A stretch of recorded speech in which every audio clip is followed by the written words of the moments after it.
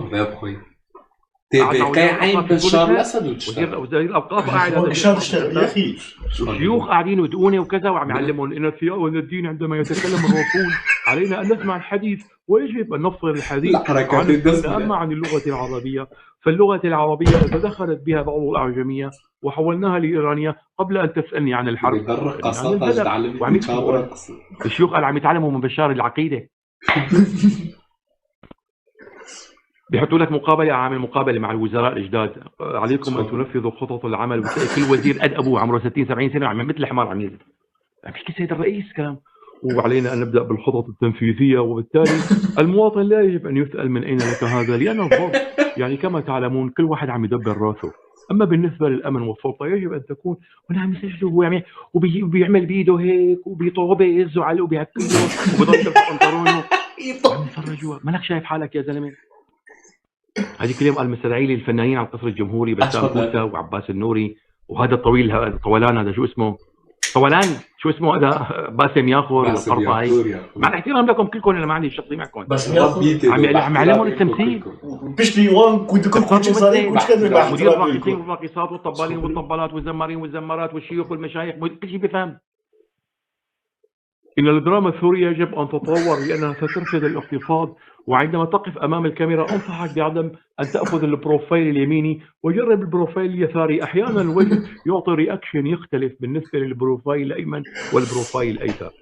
أما إذا أردت أن تمثل مثلا دورا تراجيديا يحتاج إلى بعض البكاء فيجب عليك أن تتعثر قليلا وتجعل وشك قليلا، لأن الدموع الاصطناعية لا تكفي، وأنتم ممثلون بارعون كما أمثل على شعب 60 سنة فأنا فيكم.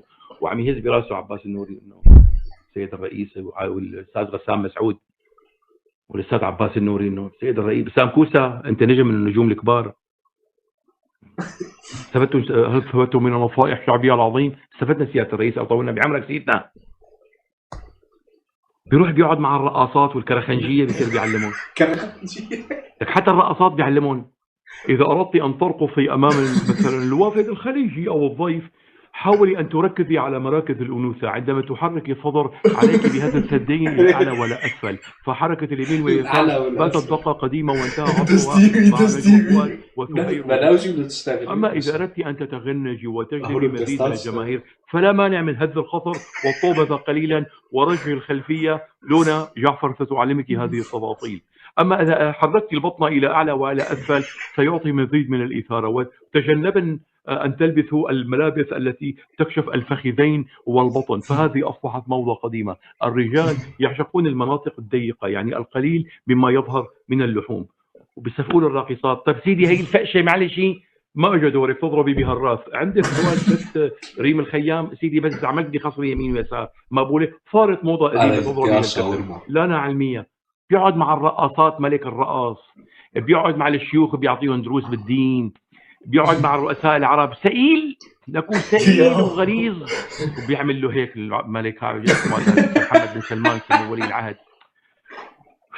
محمد بن زايد يقول يا ربي أردوغان بيعمل هيك العالم هو إن الوحدة الوطنية وقطعان الثمر والذين يقومون بالإرهاب وهؤلاء الذين يعيثون فسادا. وبينملوا بيت القذافي لما كان يطلع يتساءل القذافي يقول ليش اسقطوا الدول العربية؟ مو لانه عم ينكل بالشعب مشان ما بيشوفوا وشه بالقمه. لا تجننون كلكم نايمين. انت كلكم نايمين. كلكم جايكم الدور. انت الجامعه العربيه العقيد خلص المؤتمر لسه عندي شغله بدي اقولها. وكله بيقر وكله بيلت. وهذا سئيل نفس الشيء مثل معمر القذافي ضل العالم عم يحكي مثل وليد المعلم سلامته الثاني يعمل له تذكروا كوفي عنان مو كوفي عنان شو اسمه كان تبع شو كده يقول له خلصت الدقيقه 5 دقائق خلصت بس دقيقه سياده الرئيس وبر بر بر بر ان الدوله السوريه والعدوان الذي تتعرض اليه هو فن من فنون الارهاب وكيري يعمل هيك بوشه وكيري يطلع مش هو الحمار هذا صار له البروتوكول الدولي 5 دقائق و30 ثانيه اذا في مصيبه بلدك يعني بيعطوك نص دقيقه. بزنس جماعه دقوتهم من ذهب يعني. ودقيقه سياده الرئيس عم يزمروا له وان الوحده الوطنيه التي تفرضها بلادي وان بس دقيقه سياده الرئيس وجعفر يعني طلع ولونه عم تطلع هيك مثل عكروته قتلوه لرونا طيروه وطيروه جلطوه لوليد المعلم ولسه العكروت قاعد لك وجماعته اردوغان رح يروح راح بايدن راح اوباما راح ترامب وجا ترامب ورئيسنا باقي فكين عاملين انتصار التعن ابوهم على ابو بلدهم على ابو قصابهم فكين عاملين انتصار القدحية أفقد حيانا الجميع.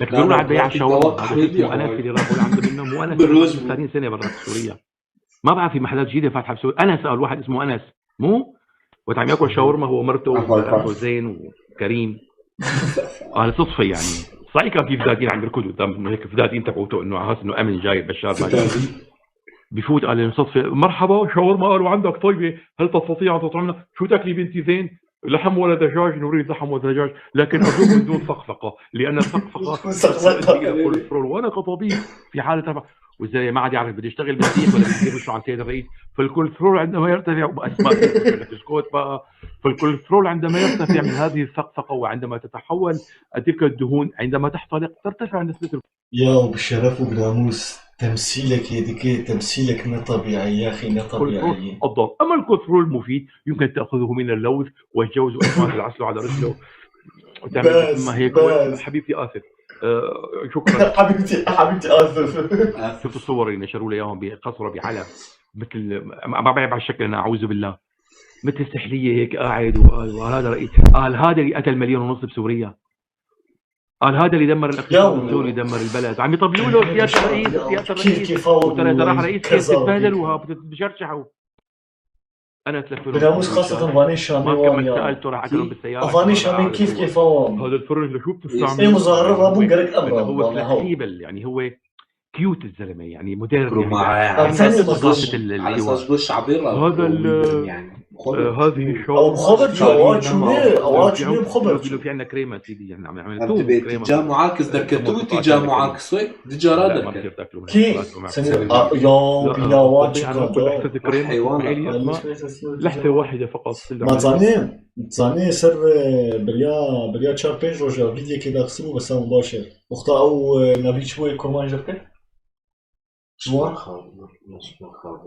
خابولي مثلا قدر ريدهم ريالو او جاي تشتكي او بس من رئيس البرلمان نخرج برلمان ده بس برلمان دي او مقاطعي كش حذفان مقاطعي شيء قصكرهم ابيا سنه ما تيجي رسالتك ايش فيصل قاسم يجي شان جرجو هجرتولوش خواص خوتولوش اتجاه معاكس واثقه جو اسكارن بوردر كيفن بس قالك سر لايفيلي نبور كرو جيان جو فيصل قاسم انت الثلاثه معا دديدن تفتت بواريته ونسحب واستنى بس شرطك ما هي قريب بسام باشا جبت شكي نفسي عليه بالحث وقديش بيطلعوا بالشهر وشغال المحل وبجيب كثير شغله بدي اشاركهم بالمحل يمكن يعني كثير يسالهم بقى البطاطا عندما سئيل وين بيروح بيعمل حاله الرئيس وين يعني عنده عقده الرئيس ومو حاسس انه هو مرتكب مصيبه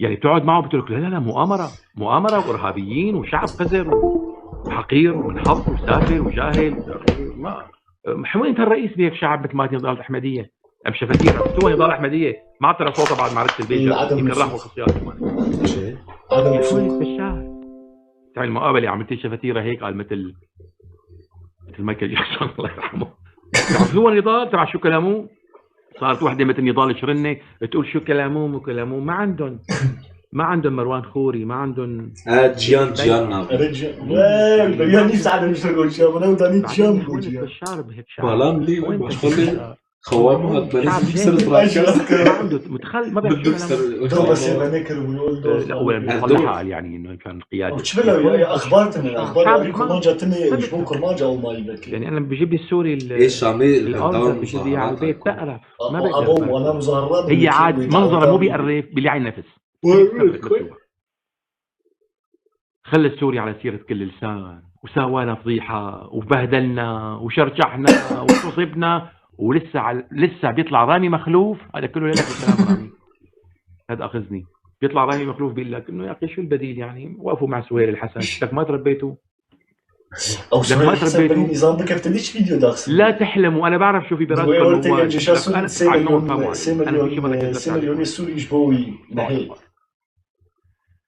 اسمعوا الاخبار. نايف بسم الله بسم الله بسم الله. او شما بياض العكس ما هو سيدي شو كاميرا مع تعكسينو كاميرا او فيديو ستيري الكاميرا معكسينو كاميراين معكس. اليوم في اخبار نشرها زميلنا غسان ابراهيم، بوجه له تحيه حسب مواصله، يعني كمان له مصدر الزلمه، هو بحبه صديقي غسان ومشيره فيصل وكذا، شبابنا بتعرفوا يعني بيحبوا الخبر المفرح انه بشار هرب على ايران، بشار غادر سوريا الى اخر ما هو. بشار ما زال بين قاعة تحميمين وعم يجتمع مع اولاد عمه على فكره، وعم يرفع المعنويات وعم على فكره كرمانجي نظام بيشتغل ويجوز بكره شوفوا القصر الجمهوري نازل على الشارع او كرد، بس بكرمانجي نظام. والحركه الانقلابيه اللي صارت بدمشق هي عباره عن صراعات ما بين قربان سرچاوات شواي نفس قناة سما تبع النظام زعتها انه حركه انقلابيه المظاهرات تجمع بالكاميرا، وهي مو الحركه الاولى ونظام واليوم الاعلام الاسرائيلي يدعو احرونوت يدعو احرونوت عفوا يدعو احرونوت قال بوضوح قال نتوقع خلال الايرانيون قالوا لك يبدو انه لا نعرف ما مصير الاسد، ما بنعرف قتل سحل تسليم سلطه، ما عاد عرفوا الايرانيين. الايرانيين سكر طريقهم، يعني طرد المربعات الامنيه او خدش شو نبي هلا روسيا ما خليكم جولان كومبليت راديكال على الاولياء من رجلينه، مو من راسه، روسيا لا من رجلينه، على رجلينه لفوا من رجلينه وشدوه بالسياره. مو مشان شيء، مثلا نزلت قلوب شهداء القامشلي وشهداء قوات سوريا الديمقراطيه وشهداء السوريين المساكين واهالي درعا، ويقولوا والله يا اهلنا بيطوا. انا بعرف اليوم في عاجل خبر، يعني بتعرفوا قلت لكم تم اغلاق المربعات الامنيه وطرد النظام من دير الزور ومن الحسن ومن قبل المعبر الوشي بشار الاسد. صاروا هلا التحالف الغربيه